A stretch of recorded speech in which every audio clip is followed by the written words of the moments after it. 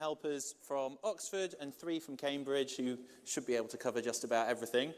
So we'll have some roving microphones. About any of the topics that have come up today, if you want clarifications on anything, just stick your hand up and we will see how our helpers can... Yes, down here on the right-hand side.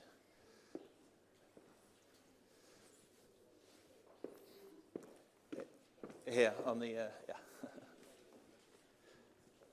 Hi, thank you. I was just wondering, this is for all of the panel, but what is a day in the life of an Oxbridge student like?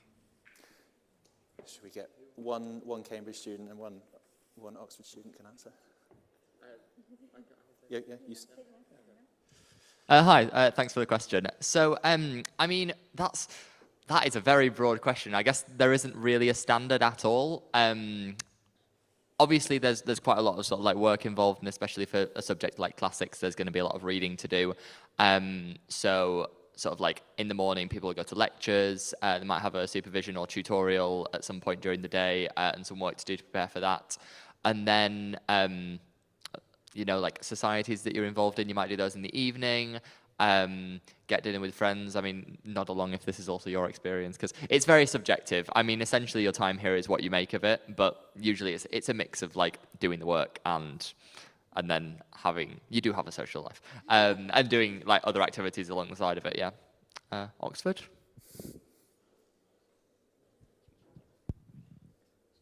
I would say it's pretty much the same experience. We were all nodding. That sounds kind of how my days go.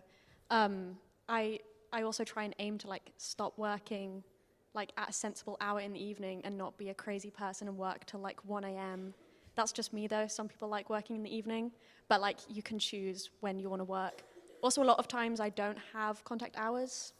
Like in the week maybe I have like, I don't know, 4 or 5. So it really depends on the day. Sometimes I don't have like classes at all. And the weekends, obviously. You can work or do less, yeah. Okay. Sorry, could I just add one thing? Yeah, just because I heard that, I would say it like the day in the life would depend, I think, as you go across your years. Because in first year right now, my contact hours are 18 hours a week. So my day is like a lot more structured in terms of like lectures and supervisions. But I would presume from what you're saying, like as it progresses, it becomes a lot more independent study.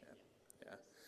And I think that ties into what we said before about, particularly as you're kind of finding your feet, finding the things you like to focus on as you go through the degree, particularly think about the final year when you might be doing a thesis, there's going to be a lot more work on your own and kind of putting together your own structure. Was there a question here, back right at the top right? Like, how much does your college sort of help you along with the adjustment between like A-level or IB work as opposed to university work?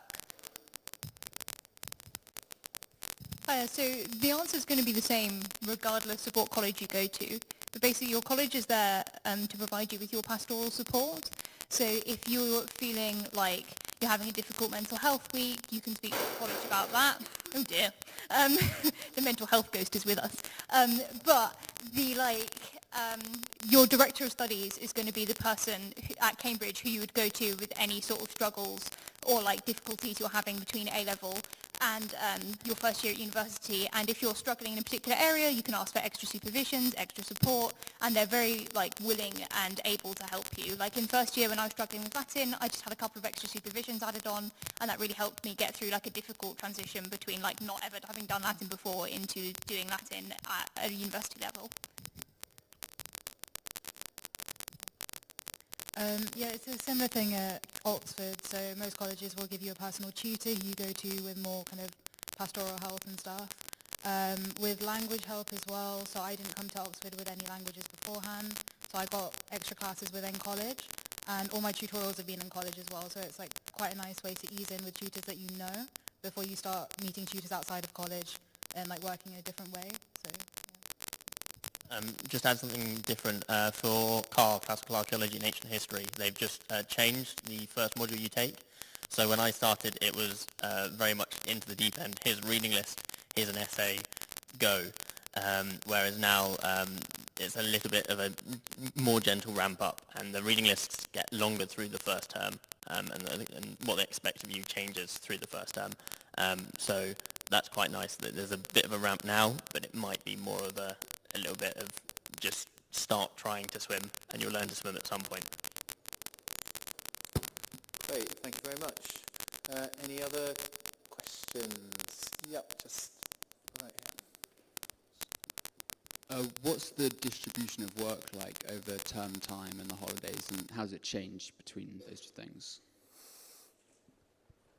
I guess I'll start this one off as well. So for me, I do much more work in the term than I do out of term. So I will have at least 8 essays to do for each of my tutorials, maybe 12, depending on which term exactly you're talking about.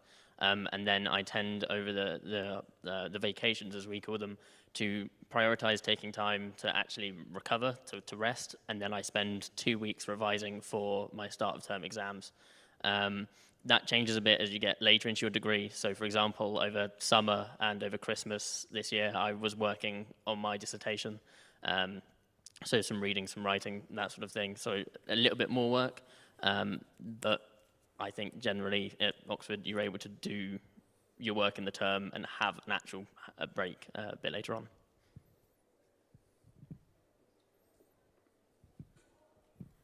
I would say, to offer a counter perspective to that, I'm a bit more of a holiday worker.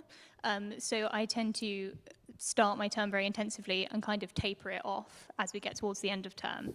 And kind of, if I'm beginning to find a lecture or class a bit oppressive, I'll just, catch up on that in the holidays. And I tend to do my revision in the holidays, as well as it's obviously really important to take breaks whilst you're not in Cambridge. But I think the holidays can be a nice experience to kind of consolidate things and to do extra stuff that you just don't have time for in term.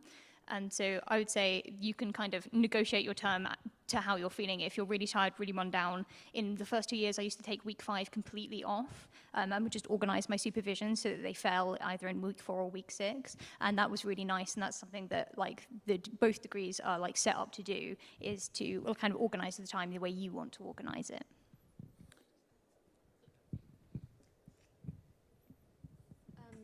For Lit Hum and also for classics and other joint schools, especially languages ones, I would also say that It takes quite a lot of time to read through text, and it's quite valuable to spend a lot of time with text and really get to know them.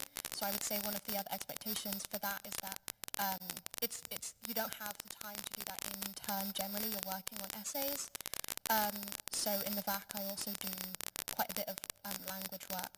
I would say that's the one kind of difference, is I do have to spend some time doing that. But it is enjoyable. Yeah, absolutely. Just to add to that from a Director of Studies perspective, I think what we just heard there is very accurate, that your term time is going to be very much sort of determined by the essay schedule, by writing essays for the supervisions, going to the lectures, and the holidays. That's the period really for consolidation. So that's where you're just going to be making sure that you know your set text really well, and just making sure that those Latin and Greek skills that you're working really hard to build up in the term time don't sort of waste away.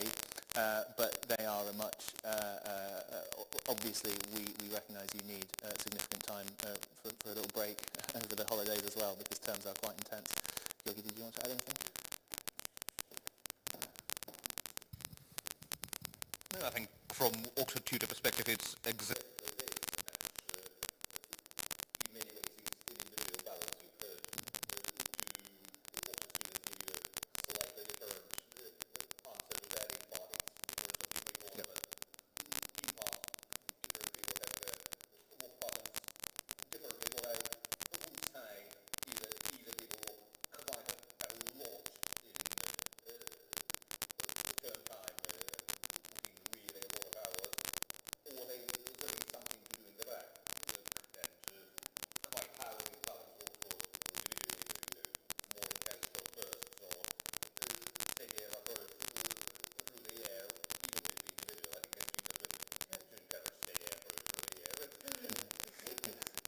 So this is something you talk about with your tutor or your Director of Studies when you're actually on the course.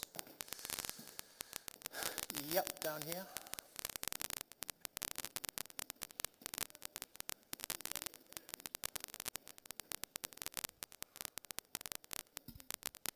What would you say is the aspect of the course or student life that you found most different from what you were expecting before coming to uni?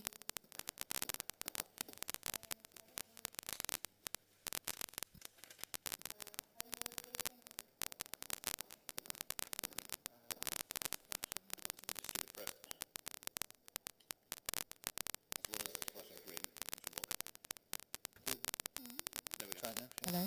Okay. So the aspect of student life that really surprised me was I did expect to be working a lot more, and I thought there was an expectation to spend a lot more time working, because some colleges have 24-hour libraries, so it feels like you should be there. There are so many more societies and really accessible ones, doing sport that you've never done before, and there's something to do almost every day, so it's a much more sensible work-life balance than I expected, and people are just so welcoming, and it's not the same kind of really private school exclusive environment that I really expected to come into, and I didn't feel as out of place as I should, as I thought I should have felt, but it was just very comfortable coming in, and yeah. I think I'm going to say part of academic student life, which I found quite surprising, was the sheer volume of text that we do in literature, which means that you need to kind of adapt your study style. And this isn't a negative thing, it just means that you yourself have to learn what your working methods are, because you can't meticulously go through literature the way that you would in A-level, because say you were doing 15 chapters of Cicero in a year, you would be doing an entire Cicero speech in a term as one of your 2 Latin texts. So it's about learning how to study, I think, which is something which you wouldn't quite expect, that it's not just about the actual work that you do, but how you do that work, getting faster, how to do your reading so that you're not really slowly going through the pages, but able to scan it. And then, yeah, that's exactly it. That makes you be able to experience all the other parts of uni a lot more, so that you're not so bogged down with all your work. Great. So, yep, right at the front down here, and then we've got one up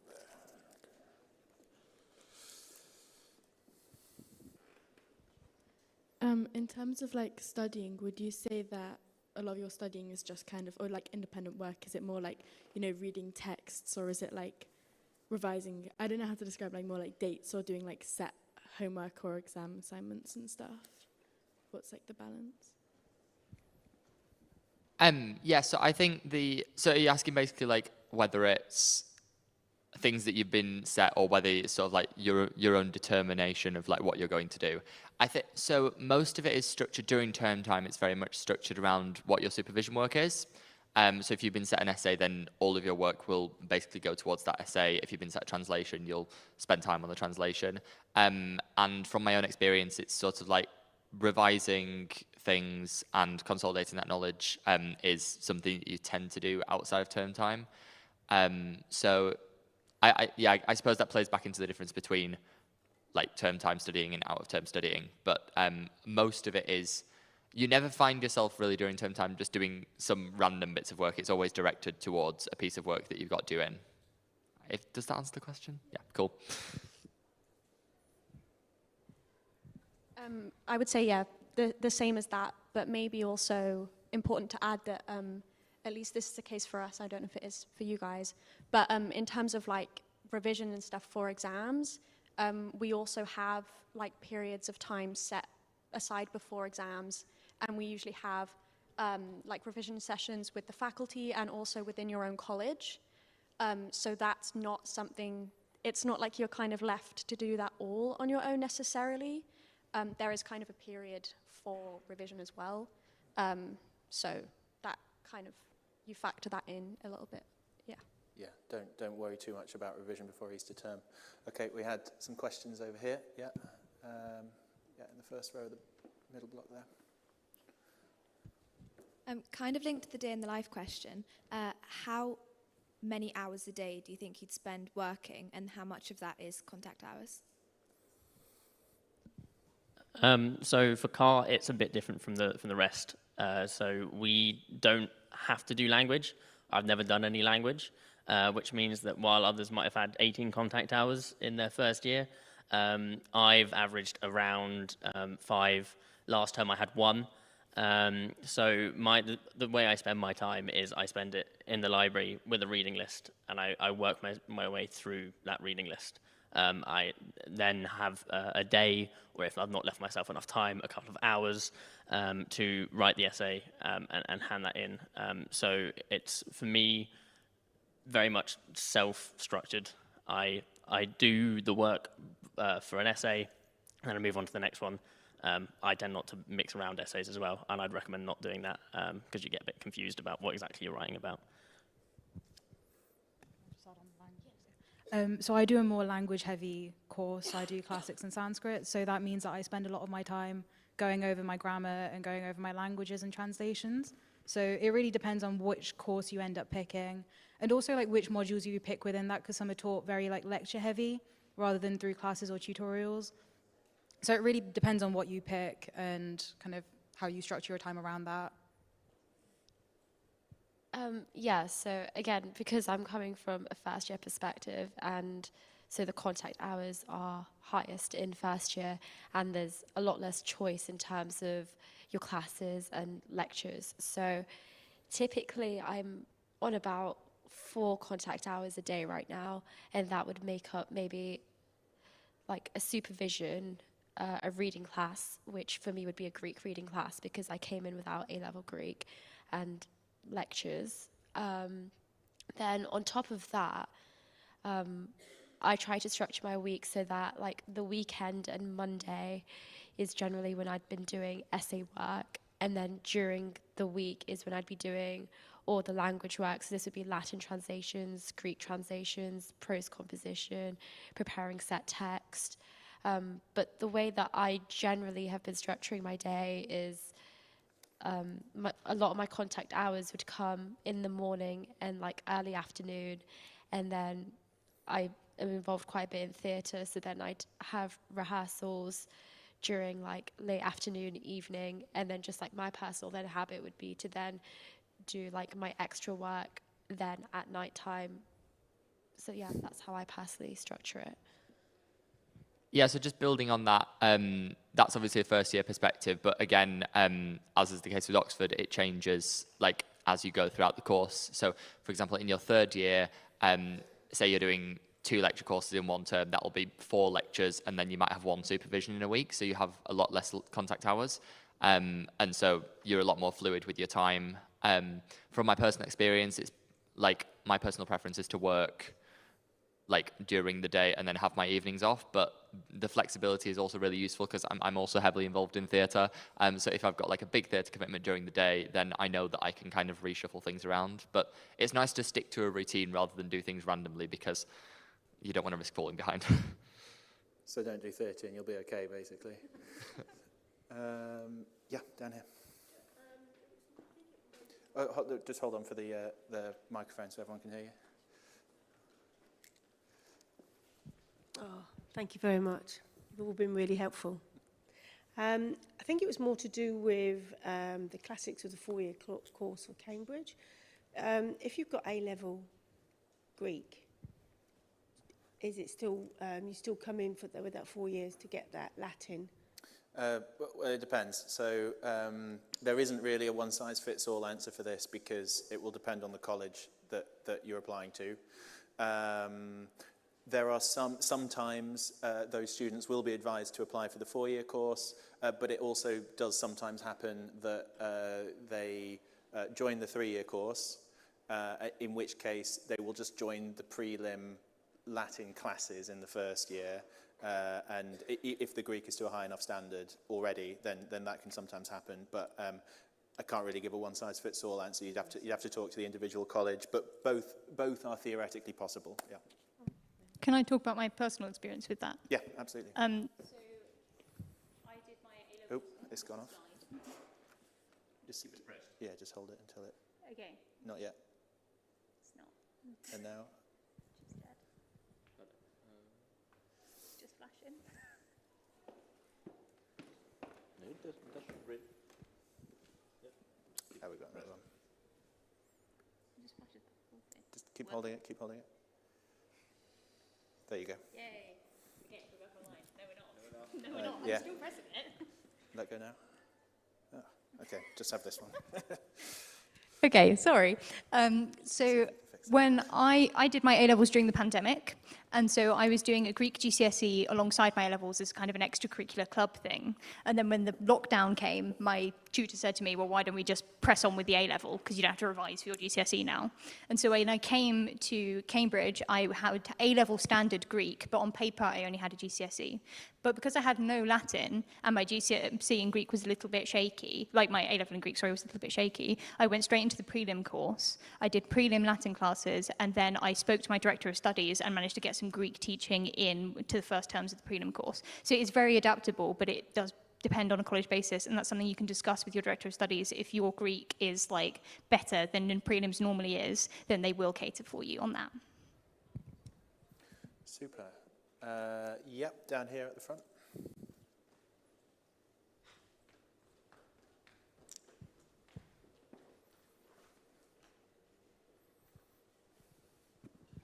Hi, don't know if any of you do sports extracurriculars, for example, like football or something, but how is sport integrated into your like daily or weekly routine? Like how does it work? Are there matches every week, etc., etc.? Okay, I'm afraid my sporting endeavours probably aren't what your question was exactly asking for. So I play table tennis, and it is a serious sport, guys. Though to be fair, I do. I train twice a week, and then I also play for my college and for the Cambridge Women's First Team. So it is like a fairly big. Like I played varsity a couple of weeks ago, so it is like I'd have like a match a week and training 2-hour training sessions a week. There's people who do like several different sports, like they'll be doing lacrosse and netball and hockey. There's always room for that thing that you want to do alongside your degree. It's just about, I'd say, like prioritizing. Some people, they'll want to prioritize like pure just like hanging out, social time with their friends, which is still possible. I like to think that like my sport is like my fun time, my unwinding time. So then very much like on a Sunday, that's when one of my table tennis training sessions is. I'll like get up, do work until 1, then be training, get back at 4, then do some more work, and it completely fits into the timetable. It's very possible.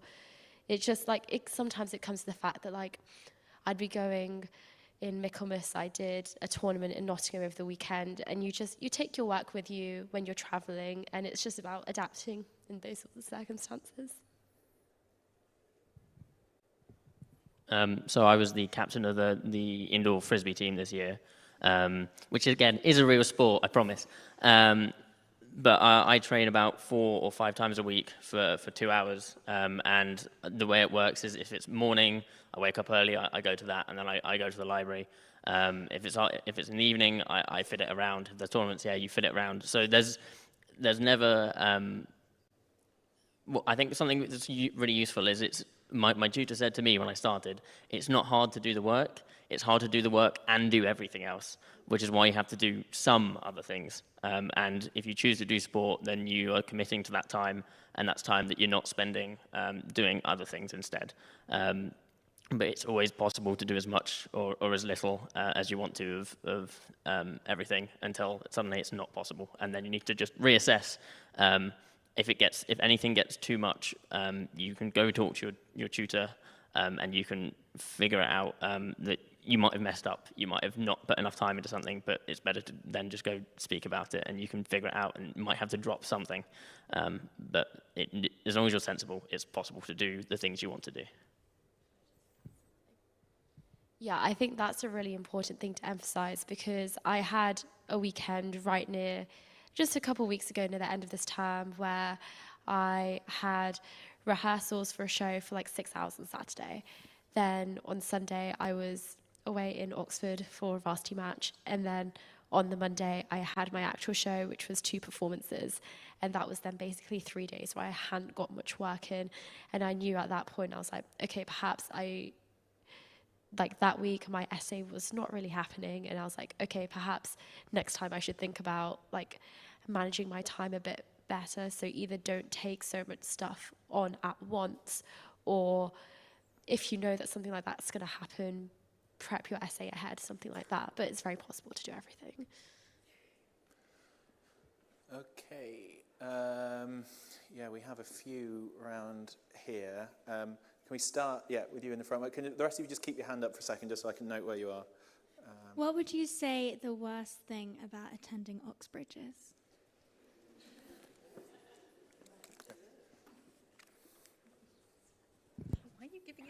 Why are you giving it to me? Because I don't have anything bad to say. I think the thing is about Oxbridge, and I wouldn't necessarily say this is a super duper bad thing, but it is a thing that's very noticeable, and I think everybody has this experience, is that it can be quite intense. You know, like the workload is quite large, the degree is trying to challenge you, and there's all sorts of exciting supercurriculars and things you can do and extracurriculars, and you can, spend time with your friends and things. And so I think, learning how to manage your workload, manage your time, manage yourself, and like learning what you as a person want to prioritize for your like health and happiness during this degree is a learning curve that all Oxbridge students go through. But I think once you've come out the other end of it and you've like learned how to manage yourself, like I've been here for 4 years, and now like it's fairly smooth sailing in my final year because I've had such a valuable experience of learning to manage all of this workload, all of this time. So I'd say the most challenging thing, the most difficult thing is learning how to manage yourself with this challenge. But I think that's really worthwhile work, and it's one of the things that I love and hate kind of most about this university.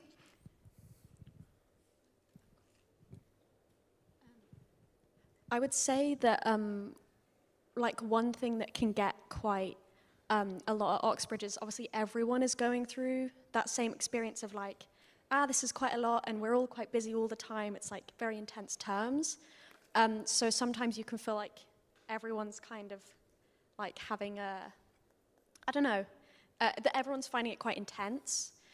So I think for me, something that I like to really remember is like how much I actually love doing the degree, and not trying to like lose that. Just because the work is a lot doesn't mean you can't also like really enjoy your degree. I would say that. Super. And then there was one, on the right there. Just when thinking about applications, what were some things that you guys found were very useful? Clearly you all got in. So what was things that you found really useful to do to make a kind of competitive and successful application? I think it's something that everyone says, but like reading around the subjects that you're really interested in and not kind of what you think you should be interested in. Like if you are really interested in like archaeology, then read around that and don't think maybe I should read more Homer or something if that's not what you're looking for, because in interviews they do want to see like your personal interests and like how much you're willing to delve into that rather than trying to appease a tutor. So I would say that's one of the big things. And if you're applying for stuff like joint courses, then kind of learning to like find common points for your personal statement and stuff like that, so you've not got something that's all over the place. And yeah, just kind of bringing all the things that you enjoy together, I think is quite an important one. I totally agree with you there, in that if you've got something weird in classics that you're a really big fan of and you're really passionate, enthusiastic about, don't be put off putting it in your personal statement. Like, my personal statement had a very obscure paragraph about Athenian boats. Nobody knows anything about Athenian boats, and nobody asked me about it at interview, but they were like happy that I was enthusiastic about something. So don't be afraid to put things in your personal statement, and don't like kind of try and cover everything in it, because you're never going to cover the whole of classics. It's really broad. I would say the big thing with personal statements and your application in general is that you want what we call supercurriculars. So that's showing that you've got interests outside of the A-levels that you're taking, particularly interest in classics. And these don't have to be books, although books are good. They can be lectures, they can be videos, podcasts, like films, just something about classics that shows that you're interested and passionate about the subject outside of the A-levels that you're doing. It's really what Oxbridge want to see on their personal statements. But just a little reminder, like we said this morning, if something is in your personal statement, make sure you do know it. because nothing will set an interview off more poorly than if you're asked about it and you go, actually, I only read a bit of that. There was one right behind the last questioner. Hi. You mentioned before getting familiar with set text. Obviously, at like GCSE and A-level, your set text, you might learn the translation. I'm assuming that's probably not the case at uni, given how many texts you do. What does getting familiar with set text look like at university level? So as you go throughout the course, what you were saying there about learning the translation, I will admit that like at the start I was kind of reading English and Latin and Greek stuff side by side to like do that. But as you get throughout the course and practice your Greek and Latin skills, you do become more fluent in like reading them, and by the end you can like sight read stuff. Not all stuff, but like there is. I'm quite good at, not to brag. No, like I find Virgil all right to sight read. Not some authors, but so you do build up those skills in terms of what getting familiar with the text means. As was it you, Lucy, who mentioned it before that they're longer? So someone said, because you have much longer texts to do. Like you might be studying. So last year I studied the whole of the Aeneid, which obviously you can't. Like that was in an 8-week term, so you can't obviously know the entirety of the Aeneid in Latin after 8 weeks. It's impossible. So it's just kind of like shifting the way you approach it. And like at A level, you might like go through it line by line and talk about what language features there are. Whereas I think one of the things that I've personally found useful, again, this is just from my own experience, is sort of like doing things by theme. So you might go through the poem and like find lots of examples that play into one theme, but you don't need to know like everything that every single text says, because no one does, as far as I'm aware. Maybe you do. But yeah, like it's getting familiar with it from a broader perspective. If you're studying a longer text, then you don't need to know the intricacies of every single detail. You just kind of get a sense for the major themes and have some bits that you know really well. I think that's probably a good answer. Yeah, go for it. Yeah, so in my first like Greek reading class of Michaelmas this year, we were told like, okay, so you've come in, can you prep the first 50 lines of the Iliad book 1? And we were like, prep, and we all started translating it because we were like, okay, like the first 50 lines, and then we're going to translate it and then bring it to class, and then when it comes to it, we're just going to read out our translation.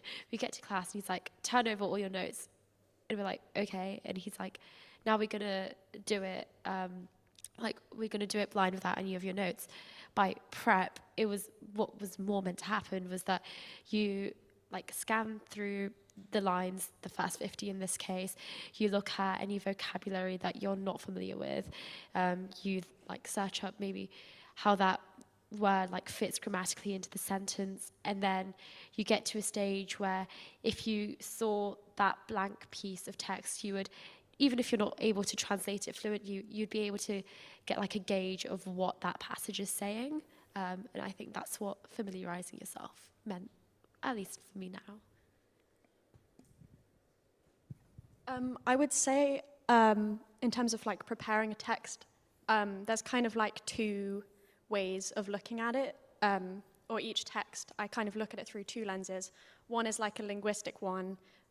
What is the language that I'm not familiar with, so that I have, say, a record of vocab that I don't know, so that if it came up for translation, I would know how to translate it.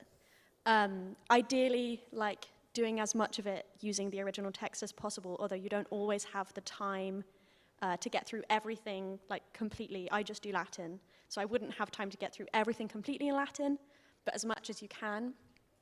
And also like for linguistic commentaries, say in literature, understanding how the text is constructed so that you can make points about why specific language has been used or the word order. So there's that kind of aspect. But also we study like history and philosophy through set texts in the original language. So that might also mean looking up names or places, people, or like specific terminology and understanding the context behind those.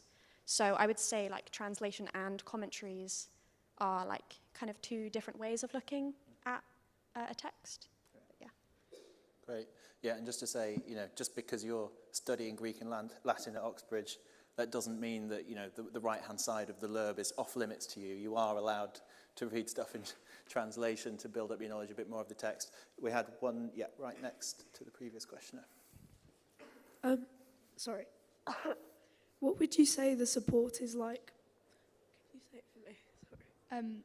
What would you say the support is like in terms of mental health and content in the degree? So you'll find a lot of the support comes not from the faculty but from the colleges. So my college in particular, we've just replaced the college welfare coordinator. It used to be the chaplain, but they've realized that now perhaps that might not be the best thing. So we've now got a dedicated college welfare advisor. We have a college nurse who comes in. We have a part of the university counselling service is based in college and has dedicated hours for college members only. So there's lots of places you can go outside of the academic sphere to look for support if you're struggling. If you're more struggling with the work, then you can go to your college tutor.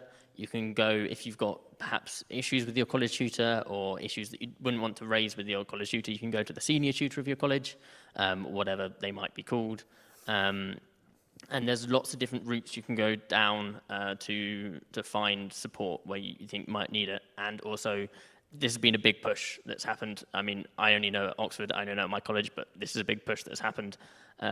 And I think it's better than it was even when I started 2 and a bit years ago. Yeah.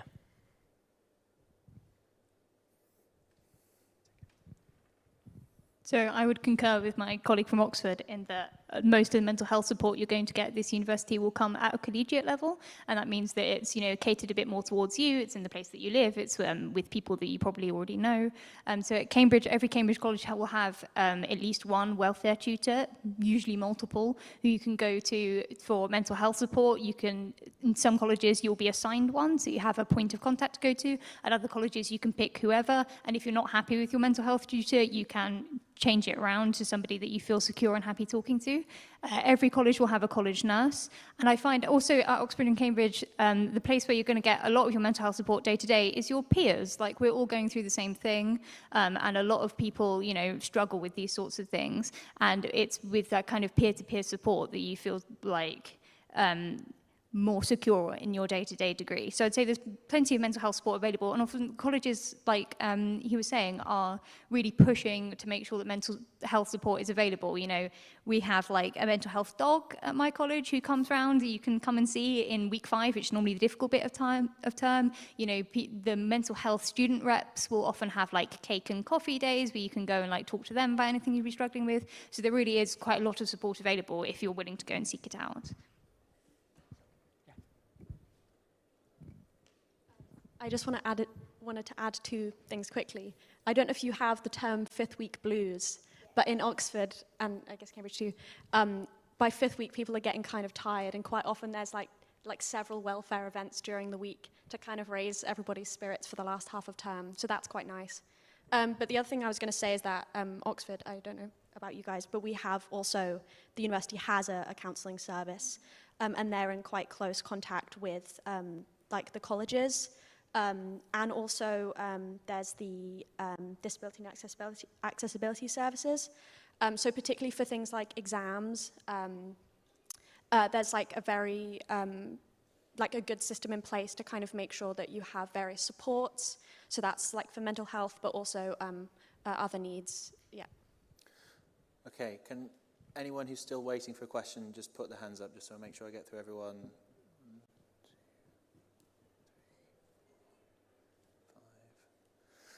6. Okay, can I just ask can we just have no more than 2 speakers for the remaining questions, just to make sure we get through everyone? Can we start with here? I was going to ask, is there more emphasis placed on philosophy on the Literae Humaniores course at Oxford than on the mainstream Cambridge course?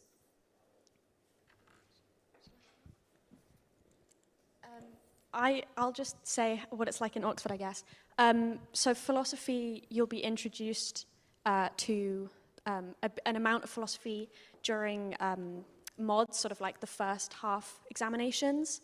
I had never done any philosophy before, and I ended up doing some Plato. It was really fun, challenging, but I ended up loving it.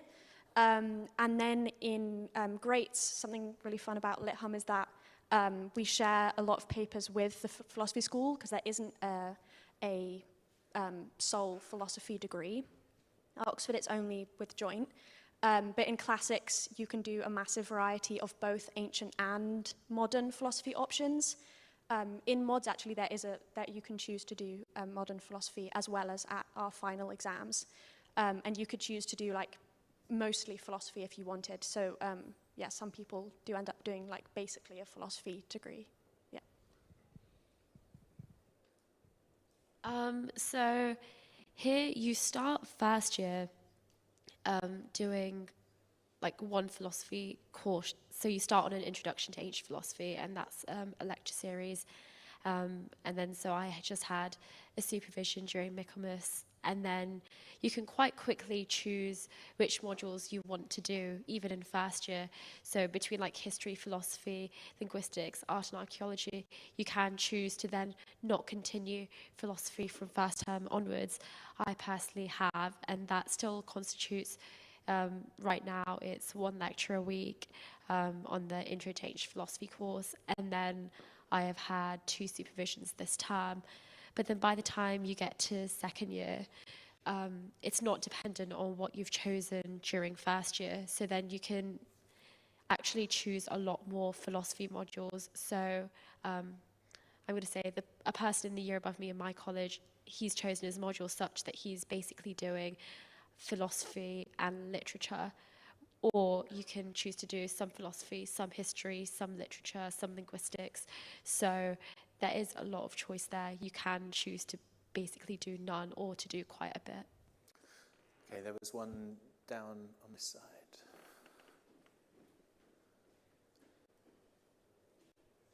Who?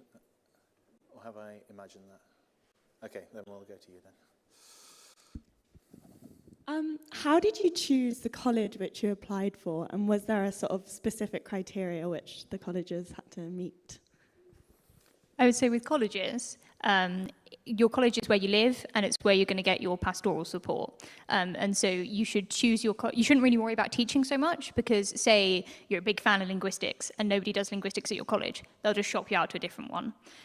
So what you should be looking for, I would say, is basic things like, does your college accommodation have kitchens? You know, if you're a really big cook, some Cambridge colleges, their kitchen is a microwave and a broom cupboard. Like, you should be aware of that. You should talk about their sports facilities. Some colleges have their sports facilities very close on site, so if that's something you're passionate about, that might be a big advantage. You should think about where your accommodation is geographically compared to your faculty. So how far do you want to walk? How far are you capable of walking?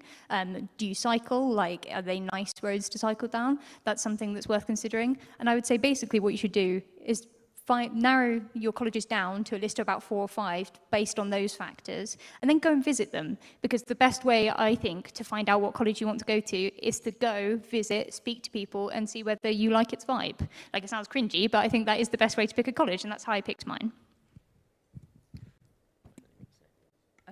There was just one other thing. If you're looking at classics and joint schools in Oxford, is just making sure which colleges actually offer your course. So CAMES isn't offered at every college. So just making sure that you've looked at which courses are offered where before you decide this is the college I want to go to, and they may not do what you want to do. So just checking that as well. Yeah, absolutely. And then one down here.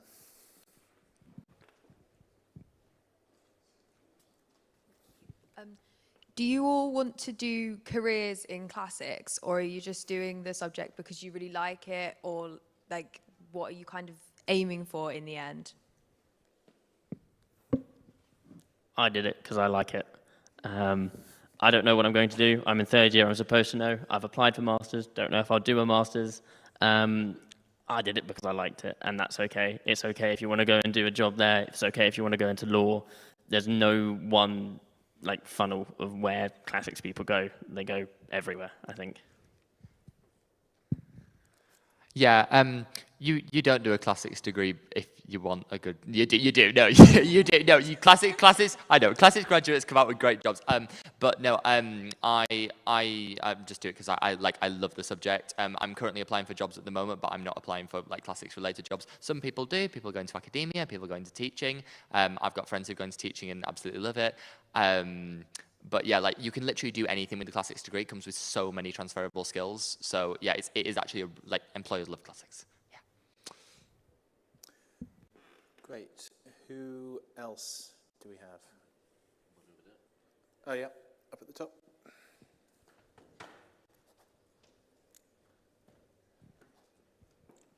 So for the literary-based degrees, how many texts are you likely to be studying at the same time? Would you be studying one Latin and one Greek text, and maybe if you're doing joint honours, a modern language or a Sanskrit or an Asian language text, and how often do these texts change? Is it sort of once per term, once per year? How does it work?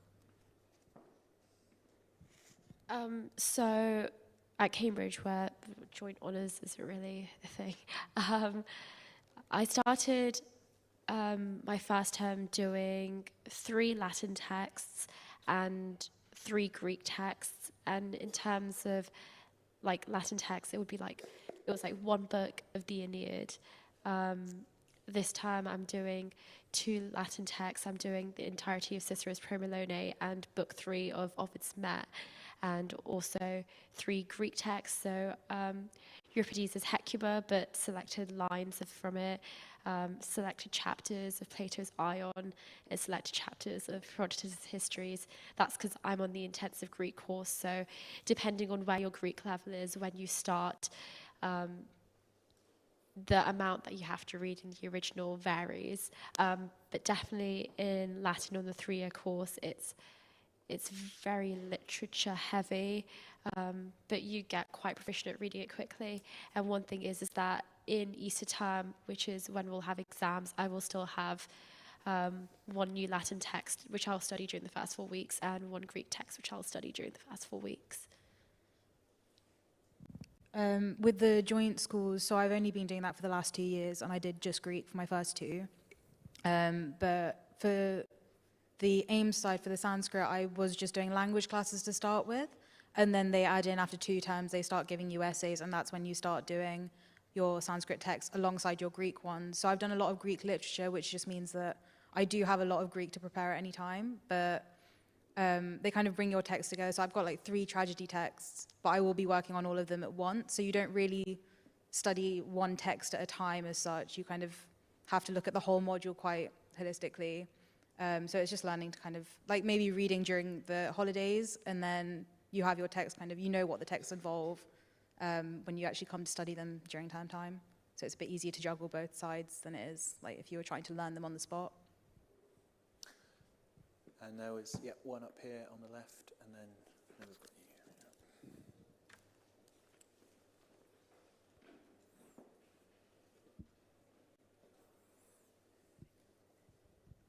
So in terms of like dissertation topics, is that completely up to you, or is it limited to the specific modules that your course like allows you to combine? For CAR, you do a museum report or a site report. So the choice of what site that is determined by your own interest more than anything. However, if they can't find a supervisor who they think will be suitable, they might suggest that you do something else instead, something related, but something that they can actually teach you, or at least help you to learn. I don't know about this. For classics, you offer it in philosophy, ancient history, or literature, Greek or Latin. And so you would actually pick something within that module, but up to that, it doesn't have to be related to any of your other modules. So I'm doing a comparative thesis, which has really nothing to do with my other 2, like either side of my degree. But it has to do with them, but not to do with the modules within those sides. So it can be up to you, and if they can find a supervisor who's willing to take you on, then you can do more or less whatever you want in that.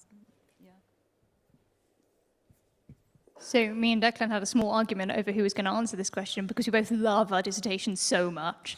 But in final year at Cambridge, you get to do, you can sub out an exam for a dissertation if you'd like. The dissertation is not compulsory. But my dissertation, and I think Declan would agree with me, it's such a wonderful opportunity to really specialize into something you're very interested in. I mean, obviously it does depend on the supervisors. Like you can't go completely wild if there's nobody to supervise, but you can go pretty damn specific within like a range and they'll find someone to supervise it for you.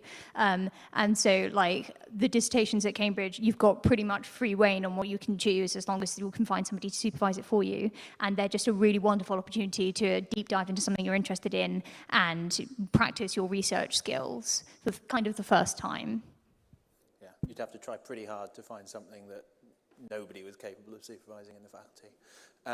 Just behind you there. Thanks. So just in terms of the course length, I was wondering, what do you think are the potential benefits and drawbacks of having the 3 years at Cambridge rather than the 4 years at Oxford, and how does that kind of affect your time at the university?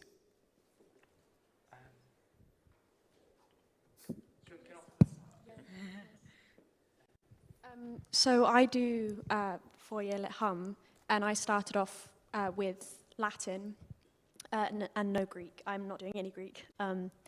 But it meant that, like, in my first year, I was starting off with everyone, all of the other classicists who were also in first year.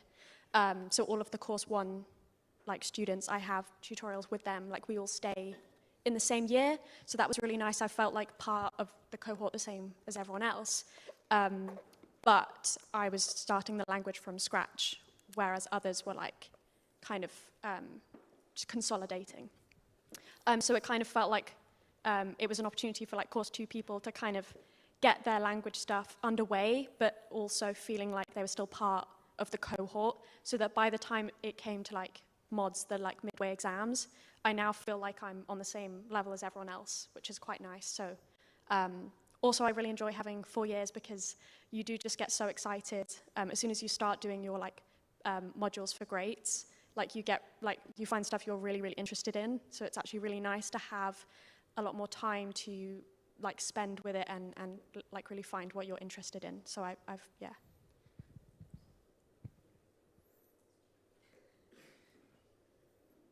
You know, you can get an answer from a 3-year student. Yeah, I mean, one of the reasons I chose Cambridge was purely like the practicality reason of doing a 3-year degree. I just thought, you know, I personally wanted to be out of uni sooner, financially, practically. I think it's nice in a sense because you get to do everything at quite a fast pace, and even though it is quite intense, you see the progression very quickly, and by the end of the first year you're at a Greek level which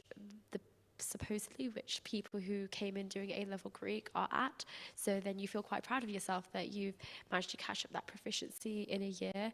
I do think perhaps with the 4-year course, like you've expressed, it's nicer to have that time to settle a bit more and to not rush your language learning so much.